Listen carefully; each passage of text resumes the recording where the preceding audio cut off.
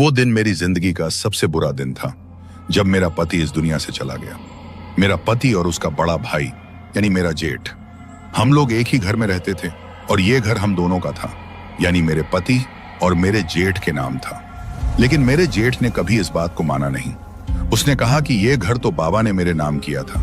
मेरी एक छोटी सी बेटी थी जिसकी उम्र 3.5 साल थी, लेकिन वो बहुत समझदार थी। मेरी और कोई संतान नहीं थी। मेरे माँ बाप भी इस दुनिया में नहीं थे। अब मैं कहाँ जाती? एक दिन मैंने अपनी जेठानी को अपने पति से बात करते सुना। वो कह रही थी, ये गजाला तो विधवा हो गई, अब इसका क्या करना है? तो मेरे जेठ ने कहा, इसका वैसे भी कोई नहीं है, इसे घर में रखो, इससे काम धाम करवाते रहो तो मुझे भी आसानी हो जाएगी, मुफ्त की नौकरानी मिल जाएगी। उसने कहा, हाँ ये भी ठीक है। मुझे ये सुनकर बहुत दुख हुआ, लेकिन फिर भी मैं सब्र कर रही थी कि चलो इस घर में मुझे और मेरी बेटी को खाने के लिए रोटी तो मिल जाएगी। लेकिन मेरी जेठानी ऐसा करती कि अपने 2 बेटों को पहले खाना खिलाती और उनकी प्लेट में जो बचता वो मेरी बेटी के आगे रख देती। पहले तो मुझे पता नहीं चला, जब पता चला तो दिल बहुत दुखा। मेरी बेटी रोज रात को छत पर जाकर बैठ जाती और तारों को देखकर अपने पापा से बातें करती। कहती, मेरे पापा सितारा बन गए हैं, पापा नीचे आ जाओ, मुझे आपकी बहुत याद आ रही है। जब मैं ये सब देखती तो मेरा दिल खून के आंसू रोता था। एक दिन वो कह रही थी, मुझे बहुत भूख लगी है, मैं बहुत भूखी हूं।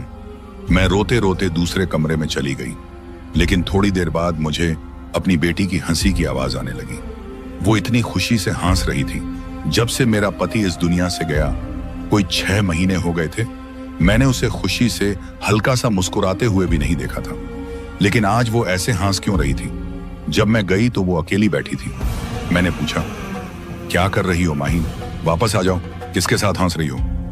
वो कहने लगी, पापा आए थे, पापा ने मुझे गले से लगाया, मुझे प्यार किया, इसीलिए मैं खुश हो रही हूं। और पापा कह रहे थे कि मैं घर में नहीं रह सकता, पर मैं रोज से तुमसे मिलने आऊंगा।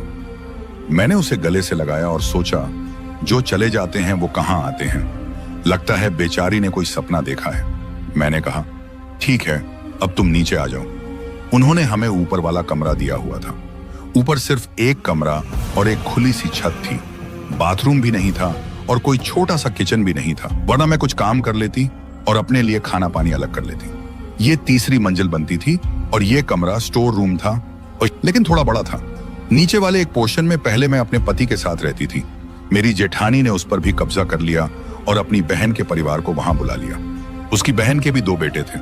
वो मेरी जेठानी के बच्चों के साथ मिल जाते थे और चारों मिलकर मेरी छोटी सी बेटी को बहुत तंग करते थे और उसे मारते भी थे।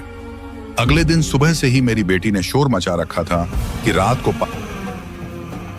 को पापा मुझसे मिलने आएंगे। पापा ने वादा किया है, पापा ने कहा है कि वो जरूर आएंगे। मेरी जैसी छोटी सी बेटी के चेहरे पर जो खुशी थी वो मैंने 6 महीने में पहली बार देखी थी। वो बार बार कहती, मम्मा पापा जरूर आएंगे, पापा ने कहा है कि मैं तुझसे मिलने आऊंगा। मैंने चुप रहना ही बेहतर समझा, क्योंकि मेरी हालत ऐसी थी कि मैं अपनी बेटी को झूठा भी नहीं कह सकती थी और सच मान भी नहीं सकती थी। मैं चुपचाप सारा दिन उसे देखती रही। वो कभी छत की ओर दौड़ती, कभी नीचे आती, कभी कहती, मम्मा पापा के लिए कुछ बनाना है, और कभी मेरे सीने से लगकर कहती, मम्मा पापा आज आएंगे ना? मैं कहती, हाँ आ जाएंगे, बस तुम सो जाओ। मेरी जेठानी ने भी ये सब नोट कर लिया था और दोपहर को जब मेरे पति की बात हो रही थी तो वो कहने लगी, तेरी बेटी को तो पागलपन होने लगा है, ऐसी बातें करती हैं जैसे पापा अभी बाहर से आ जाएंगे। वो तो मर गया है, उसे कौन समझाए कि मरे हुए वापस नहीं आते। मैंने कहा, बस वो छोटी है, अभी समझ नहीं पाती। लेकिन मेरी जेठानी वो जहर घुले हुए शब्द बोल गई कि मैं अंदर से टूट गई। उसने कहा, लगता है कोई नया बाप मिल गया है जो खाने भी भेज रहा है और आकर मिलने की बातें भी कर रहा है। मुझे उसकी ये बात दिल में तीर की तरह लगी, लेकिन मैं चुप रही। उस दिन शाम को फिर खाने को कुछ नहीं मिला। मेरी जेठानी ने साफ कह दिया कि खाना खत्म हो गया है। जब मैंने कहा कि कुछ तो दे दो, बच्ची भूखी है, तो कहने लगी, मेरे बच्चे पहले हैं, पहले उनका पेट भरेगा, फिर अगर कुछ बचा तो तुम दोनों ले लेना। लेकिन वही हुआ कि कुछ भी ना बचा और हमें आज भी भूखा सोना पड़ा। मेरी बेटी बहुत भूखी थी, लेकिन उसने कुछ नहीं कहा, सिर्फ इतना बोली, मम्मा भी बस रात हो जाए, पापा आएंगे तो वो खाना ले आएंगे। रात होते ही वो हमेशा की तरह छत पर चली गई। मैं अंदर बैठी उसे दूर से देखती रही। कभी कभी वो छत पर चुपचाप बैठी रहती और मैं बस उसकी तरफ नजरें जमाए रहती। लेकिन आज वो किसी से बातें कर रही थी।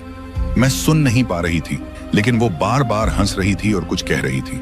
मुझे लगा शायद वो अपने खिलौनों से खेल रही है या फिर हवा से बातें कर रही है। लेकिन जब मैं कुछ देर के लिए अंदर चली गई और फिर वापस आई, तो जो मंजर देखा उस पर मेरा यकीन करना मुश्किल हो गया। मेरी बेटी के हाथ में बिरयानी का एक ताजा गर्म डब्बा था और वो दोनों हाथों से उसे खा रही थी और हंस रही थी। खुश थी, इतनी खुश कि मुझे लगा जैसे उसने सच में अपने बाबा को देखा है। मैं हैरान रह गई। माहीन, ये खाना कहां से आया?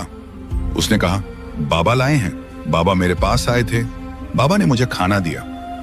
जब मैंने उसके हाथ से डब्बा लिया तो उसमें से खुशबूदार और बिल्कुल ताजा बिरयानी की महक आ रही थी, गर्म गर्म, जैसे अभी किसी ने दिया हो।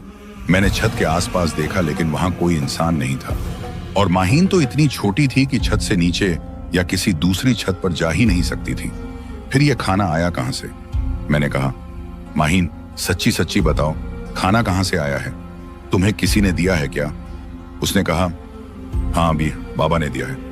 बाबा आए थे, मुझे गले लगाया, मुझे प्यार किया और कहा कि तुम्हारी मम्मा को भी थोड़ा खिला देना। मैंने कहा, मम्मा भी खाए। मैंने उसके हाथ से डब्बा ले लिया, लेकिन मेरा दिल अजीब सी घबराहट से भर गया। मैंने सोचा कि ये सब क्या हो रहा है, कहां से ये खाना आया। मैंने सोचा कि ये खाने का डब्बा अगर नीचे गया तो मेरी जेठानी पता नहीं क्या क्या बातें बनाएगी। इसलिए मैंने वो खाली डब्बा अपने बिस्तर के पास रख दिया कि सुबह उठकर चुपके से कूड़े में डाल दूंगी। लेकिन जब सुबह उठी तो वो डब्बा गायब था। मैंने पूरे कमरे में देखा, बिस्तर के नीचे देखा, किचन में देखा, लेकिन वो कहीं नहीं था। मेरी बेटी जाग चुकी थी और खुशी से खेल रही थी। कभी कुछ खा रही होती, कभी गुनगुना रही होती। वो बहुत खुश रहने लगी थी। अब वो रोज छत पर जाती और अक्सर उसके अनई हाथ में कभी कोई मीठा, कभी नमकीन, कभी चिप्स या रसगुल्ला होता। मैं हैरान हो गई। मैं सोचने लगी कि ये सब क्या है, कहां से आ रहा है। मेरा शक एक ओर जा रहा था। मैं सोचने लगी कि शायद पास वाले किसी घर में कोई इंसान रहता है जिसे मेरी बेटी की आवाजें सुनाई देती हों, और वो इंसान शायद रहम खाकर उसे ये सब दे देता है। क्योंकि इतनी मासूम सी बच्ची अगर छत पर बैठ के अपने पापा को आवाज देगी तो कोई ना कोई तो प्रभावित होगा। मैंने सोचा कि अब मैं पता लगाऊं कि पास वाले घर में कौन रहता है, वहां कौन है जो मेरी बेटी की तरफ ध्यान दे चुका है और उसका ख्याल रख रहा है। क्योंकि मेरी जेठानी के उस जालिमाना रवैये में तो हमें भूखे मरने के सिवा कुछ नहीं बचा था। सब्जी लेने के लिए मैं ही बाहर जाती थी। मेरी जेठानी मुझसे घर के काम भी करवाती थी और बाहर के भी। और मैंने उसे ये कहते हुए भी सुना था कि मैं से गजाला को कपड़े सिलने आते हैं, इसको एक मशीन ले लेती हूँ, कपड़े सिएगी तो कुछ पैसे बन जाएंगे। यानी अब ये भी करवाना चाहती थी मुझसे। मैंने बाहर से पता करवाया तो पता चला कि साइड वाले घर में कोई भी नहीं रहता था। वो घर काफी अरसे से खाली पड़ा था। लोगों का कहना था कि उस घर में कोई हवाई चीज का बसेरा है, इसलिए वहां कोई नहीं रहता। जबकि वो बहुत अच्छा घर था। और जो दूसरी तरफ का घर था, वहां पर एक आदमी तो रहता था, लेकिन उसके बारे में मशहूर था कि वो बेहद कंजूस है। उसने लोगों से कर्ज लिए हुए हैं। वो अपनी औलाद के लिए 2 पैसे की चीज नहीं लेता। किसी और की औलाद को क्या खिलाएगा? मैं परेशान हो गई कि फिर ये खाने की चीजें कहां से आ रही हैं। और मेरी बेटी रोज कहती है कि बाबा मुझसे मिलने आए हैं। रात हुई तो मैंने अपनी बेटी से प्यार से पूछा, रात को कौन आता है तुमसे मिलने? वो कहने लगी, बाबा आते हैं। और कौन आता है? ते आते। मैंने कहा, अच्छा। फिर मैं रोने लगी। मुझे लगा कि मेरी बेटी को कोई मानसिक बीमारी हो गई है। वो कहने लगी, मम्मा आप रो नहीं रही, बाबा से कहूंगी वो आज आपसे भी मिलेंगे। मैं चुप हो गई। रात को मेरी बेटी फिर ऊपर बैठी, हंसती मुस्कुराती, पता नहीं किससे बातें कर रही थी। मैं ऊपर गई तो ऊपर कोई भी नहीं था। मैंने कहा, माहीन किससे बातें कर रही हो, चलो नीचे। वो कहने लगी, बाबा से, ये देखो बाबा बैठे हैं। उसने एक तरफ इशारा किया। मैं गुस्से से चीख उठी। गुस्सा था या डर था, सब कुछ मिला जुला था। मैंने कहा, पागल हो गई है, यहां कोई भी नहीं बैठा। तुम्हारे बाबा मर गए हैं, कभी वापस नहीं आएंगे, कभी भी नहीं। इससे पहले कि मैं माहीन के मुंह पर थप्पड़ मारती, किसी ने मेरे कंधे पर हाथ रख के मुझे पीछे की तरफ धक्का दिया। मैं जमीन पर जा गिरी और हैरान रह गई। मेरे दिल की धड़कन तेज हो गई। मैंने चिल्लाना शुरू कर दिया। मेरा जेठ ऊपर आ गया और कहने लगा, भाभी क्या हो गया है, पागल हो गई हो क्या, क्यों चिल्ला रही हो? मैंने उनको बताया कि किसी ने मुझे धक्का दिया है। तो कहने लगे, फिर आधी रात को क्यों छत पर खड़ी होती हो? अपनी बेटी को भी बिठाया हुआ है, चलो नीचे जाकर सो जाओ। अब मुझे यह समझ नहीं आ रहा था कि यह सब हो क्या रहा था। कौन है जो मेरी बेटी को नजर आता है और मुझे नहीं? और जब मैं उस पर हाथ उठाने लगी तो उसने मुझे रोकने के लिए धक्का दिया। क्या वो मेरा पति था? क्या वो जमाल था? लेकिन अगर वो जमाल था तो मेरे सामने क्यों नहीं आया? मैं भी मिल लेती जमाल से, मैं भी देख लेती उसे। मैं जमाल की तस्वीर उठाकर रोने लगी और उससे बातें करने लगी। कहीं तुम अपनी बेटी से मिलने तो नहीं आते हो? अगर अपनी बेटी से मिलने आते हो तो मुझसे भी तो मिल लो, मेरे सामने भी आ जाओ। मैं भी तुम्हारी याद में तड़प रही हूं। तस्वीर को सीने से लगाकर रोती रही, लेकिन कुछ नहीं हुआ। यह सिलसिला ऐसे ही चलता रहा। एक दिन तो कुछ बहुत ही अजीब हुआ। मेरी बेटी को जेठ के बेटे ने धक्का दिया तो जेठ के बेटे के साथ भी वही हुआ जो मेरे साथ हुआ था। किसी अनदेखी ताकत ने उसे धक्का दिया और उसका सिर दीवार से लग गया। मेरी जेठानी ने कहा, तुम्हारी बेटी माहीन ने धक्का दिया है। तो उसके बेटे ने कहा, नहीं, माहीन ने धक्का नहीं दिया, इतनी जोर से माहीन धक्का नहीं दे सकती।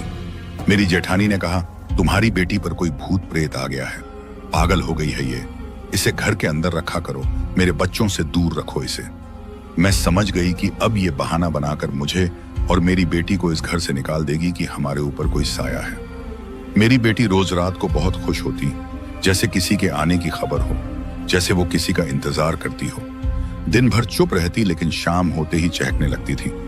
एक दिन मैंने सोचा कि मैं उसके साथ छत पर जाकर छुपकर देखूंगी कि वो किससे बातें करती है। उस दिन मैं उसके पीछे जाकर छुपकर बैठ गई और उसकी बातें सुनने लगी। वो किसी से कह रही थी, मम्मा बहुत परेशान रहती हैं बाबा, आप उनसे भी बात करो ना, वो बहुत रोती हैं। मुझे लगा कि कोई हकीकत में मौजूद है, लेकिन मेरी आंखों के सामने कोई नहीं था, सिर्फ माहीन और उसकी बातें। मैंने डरते हुए कहा, अगर कोई है तो सामने आओ, मुझे डर लगता है। मुझे कुछ भी नहीं कहा गया, सिर्फ एक ठंडी सी हवा चली और माहीन ने मुझे देखा और कहा, मम्मा बाबा कहते हैं कि आपसे बहुत मोहब्बत करते हैं। मैं कांप गई, मेरा दिल जोर से धड़कने लगा। मैं नीचे आ गई। कुछ दिन बाद मेरी जेठानी ने साफ कह दिया, या तो तुम अपनी बेटी को संभालो या फिर ये घर छोड़ दो। हमें तुम्हारे आसिफजदा बच्चे के साथ नहीं रहना।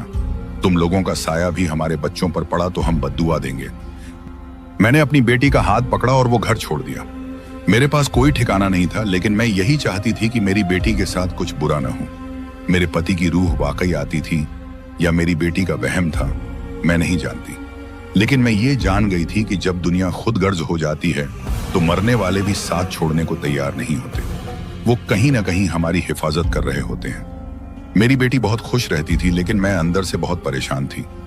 एक दिन मैंने फैसला किया कि किसी आलिम या मुफ्ती साहब के पास जाकर अपनी परेशानी का हल तलाश करूंगी।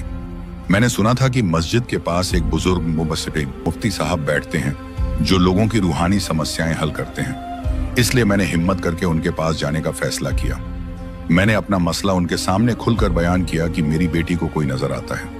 वो कहती है कि उसका पापा रात को आते हैं और वो उन्हें देखती भी है। मैंने पूछा कि क्या ये कोई बीमारी है या कोई रूहानी मसला है, तो वो सुनकर बोले, बेटा जो लोग इस दुनिया से चले जाते हैं वो वापस नहीं आते। उनकी रूहें लोहे के संदूक में बंद होकर हश्र के दिन तक सो जाती हैं और वो किसी से कोई ताल्लुक नहीं रखती। लेकिन तुम्हारी बेटी के साथ लगता है कि कोई गैर मरई चीज चिपक गई है जो उसके सामने तुम्हारे शौहर की सूरत में जाहिर होती है। वही तुम्हारी बेटी का सहारा बनती है और उसके दुख दर्द को कम करती है। मैंने कहा, अगर वो उसकी मदद कर रही है तो फिर बुरा क्या है इसमें? मुफ्ती साहब ने समझाया, नहीं बेटा, हमारी दुनिया और उनकी दुनिया बिल्कुल अलग है। हमारी दुनिया में उनका कोई दखल नहीं होना चाहिए। बच्चे मासूम होते हैं, वो कभी कभी ऐसी चीजें देख लेते हैं जो बड़े उम्र के लोग नहीं देख सकते। और जब वह बड़ी होकर यह हकीकत जानेंगी कि वह शख्स उनका पिता नहीं बल्कि कोई रूहानी चीज है, तो उनके दिल को बड़ा झटका पहुंचेगा और वे बहुत ज्यादा पीड़ा में रहेंगी। उन्होंने कहा कि तुम अपनी बेटी के गले में यह तावीज डाल दो। यह तावीज उस अदृश्य चीज को उससे दूर कर देगा और कुछ दिनों में वह चीज उसके साथ संबंध खत्म कर देगी। तुम्हारी बेटी को भी सच्चाई का पता चल जाएगा। मैंने झिझकते हुए वह तावीज ले लिया और अपनी बेटी के गले में पहना दिया। पहले दिन तो मुझे लगा कि हालात बेहतर हो गए हैं। रात को जब वह छत पर बैठी थी तो मैंने उससे पूछा, क्या बात है माहीन, तू कहा क्या हुआ? वह रुकी और बोली, बाबा नहीं आए। मैंने दिल ही दिल में सोचा कि शायद तावीज ने वाकई असर किया है। मैंने कहा कि तुम्हारे बाबा शायद व्यस्त थे, कल आ जाएंगे। मगर जैसे जैसे दिन गुजरते गए, 3-4 दिन तक उससे वह चीज नजर नहीं आई तो वह रोने लगी, खाने पीने से इनकार करने लगी, उसकी तबीयत बिगड़ने लगी। मैंने अपनी बेटी को इस हालत में देखा तो मेरा दिल टूट गया। मैंने सोचा कि अगर यह तावीज ही उसके लिए समस्या बन गया है तो मैं इसे तुरंत उतार दूं। मैंने सावधानी से तावीज उतारा और अचानक वह अपनी जगह से भागी और चिल्लाने लगी, बाबा आ गए, बाबा आ गए, मामा मुझे भूख लगी है, मुझे खाना दे दो, बाबा आ गए। मैं रोते हुए जमीन पर बैठ गई और अपने आप से बेबस हो गई कि अब मैं क्या करूं। यह मसला मेरी समझ से बाहर था। मैंने हाथ जोड़कर दुआ की कि खुदा मेरी बेटी को कोई नुकसान न पहुंचाए। वह तो मेरी जिंदगी का सबसे कीमती हिस्सा है और कोई उसे तकलीफ न दे। मगर हकीकत यह थी कि कोई भी वहां नहीं था, सिर्फ वही बेटी का पिता था जिसे मैं हमेशा याद करती थी और जो हमेशा मेरे दिल में जिंदा है। यह मामला तो अपनी जगह पर था कि मेरी बेटी की जिंदगी में एक अनदेखी ताकत उसके बाप के रूप में आती थी और उसे सहारा देती थी। लेकिन मेरी जाती जिंदगी भी आजमाइशों से खाली नहीं थी। मेरे शौहर के इंतकाल के बाद मैं अपने जेठ के घर में अपनी बेटी के साथ रह रही थी, क्योंकि यही वो घर था जहां मेरा शौहर भी रहता था और हमारा एक साझा पारिवारिक ढांचा था। लेकिन जैसे जैसे वक्त गुजरा, मेरी जेठानी का रवैया मेरे साथ बदलने लगा। वह मुझे ताने देती थी कि मुफ्त में खा रही हूं, तुम्हारे शौहर ने क्या ही कमा कर दिया था जो अब हमारी छत के नीचे जी रही हो। एक दिन तो हद ही हो गई। मेरी जेठानी ने साफ शब्दों में कह दिया कि तुम कोई काम धंधा करो और हमें पैसे देकर इस घर में रहो, या फिर अपना बिस्तर समेटो और यह घर छोड़ दो। मैंने सुनकर सब्र किया, लेकिन जब बार बार तकरार हुई तो मैंने गुस्से में कह दिया, यह घर मेरे शौहर का भी था, तुम लोग मुझे कैसे निकाल सकते हो, और मैं क्यों काम करूं अपने ही घर में रहने के लिए। मेरी बात सुनकर वह शायद मौके की तलाश में थी, फौरन इस मामूली सी बहस को एक बहुत बड़ी लड़ाई में बदल दिया और मोहल्ले वालों के सामने चिल्लाने लगी कि यह औरत हमसे बदतमीजी करती है, हम इसे बर्दाश्त नहीं करेंगे। और मेरे जेठ ने भी बीवी का साथ दिया और मेरी बेटी समेत मुझे घर से निकाल दिया। मैं और माहीन घर के दरवाजे से निकले तो आंखों से आंसू रुकने का नाम नहीं ले रहे थे। मैं अपनी बेटी का हाथ थामे गली में सड़क के किनारे बैठ गई। दिल में बेशुमार सोचें थीं, कहां जाएंगे, कहां रुकेंगे, कौन पनाह देगा, क्या हम सारी रात ऐसे ही बाहर गुजारेंगे। मेरी बेटी तो मासूम थी, वह कभी मेरी गोद में बैठती, भी थकी आंखों से मुझे देखती। अचानक एक बूढ़ा आदमी पास आया। उसके हाथ में एक लकड़ी की छड़ी थी और आंखों में अजीब सी रोशनी। उसने नरमी से पूछा, बेटी क्यों परेशान हो, सब ठीक है ना। मैंने सिर झुकाकर आंसू पोंछते हुए कहा, हमें घर से निकाल दिया गया है, मेरा शौहर अब इस दुनिया में नहीं रहा और यह मेरी बेटी है, हम कहीं जाने के काबिल नहीं हैं। उस बूढ़े ने खामोशी से मेरी बात सुनी और कहा, मेरे साथ चलो, मैं तुम्हें एक जगह लेकर चलता हूं जहां तुम्हें सुकून मिलेगा। मैंने झिझकते हुए उसका साथ दिया, लेकिन जैसे ही उसने एक छोटा सा दरवाजा खोला और अंदर ले गया तो मेरी आंखें हैरानी से खुली की खुली रह गईं। वही दरवाजा हमारे घर के बिल्कुल बराबर में था, जिसके बारे में पूरे मोहल्ले में मशहूर था कि वो भूतिया हैं। लोग कहते थे कि वहां कुछ नजर आता है, अजीब सी आवाजें आती हैं, कोई भी उसमें ठहरने की हिम्मत नहीं करता। मैं रुक गई और कहा, यह तो वही भूतों वाला घर है।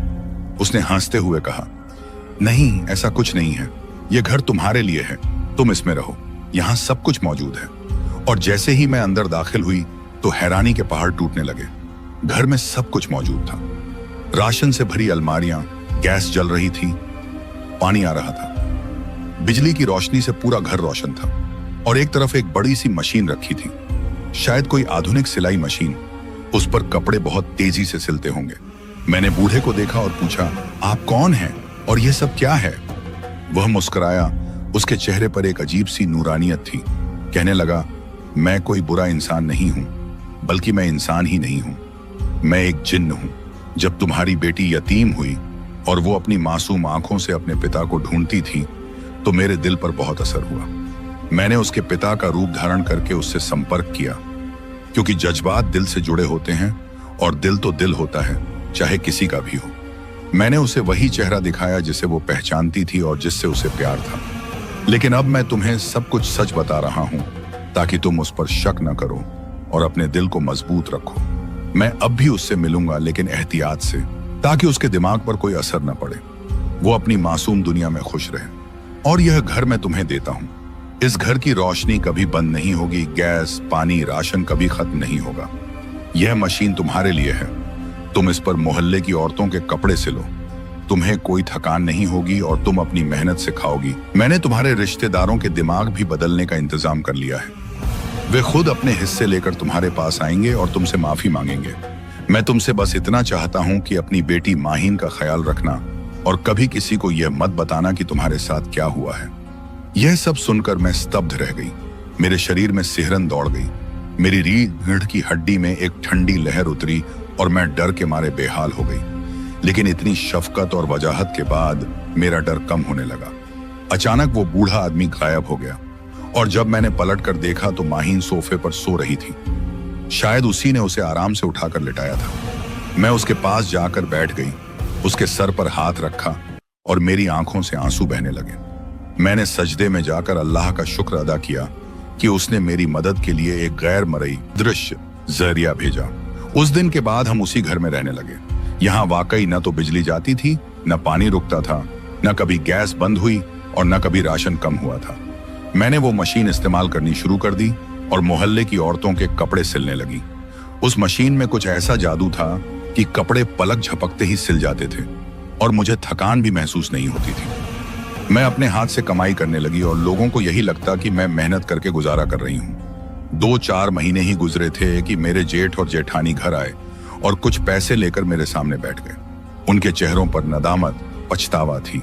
उन्होंने कहा कि हमने वो पुराना घर बेच दिया है और सारी जायदाद के हिस्से हो चुके हैं। ये 40 लाख रुपए तुम्हारा हिस्सा है। हम मानते हैं कि हमने तुम्हारे साथ बहुत बुरा किया, तुम्हें बेसहारा करके निकाल दिया, लेकिन हमें एहसास हो गया है। हमें माफ कर दो। लेकिन हमें एहसास होता था। मैं उनकी बातें सुन रही थी और दिल में सोच रही थी कि वो बूढ़ा जिन्न सच्चा कह गया था। वक्त के साथ सब खुद ब खुद मेरे कदमों में आ गए। मैंने पैसे लिए और कुछ नहीं कहा, उन्हें माफ कर दिया और दिल में अपने रब का शुक्र अदा किया कि उसने मेरे लिए रास्ते खोल दिए। आज मैं उसी घर में रहती हूँ। मेरी बेटी बहुत खुश रहती है।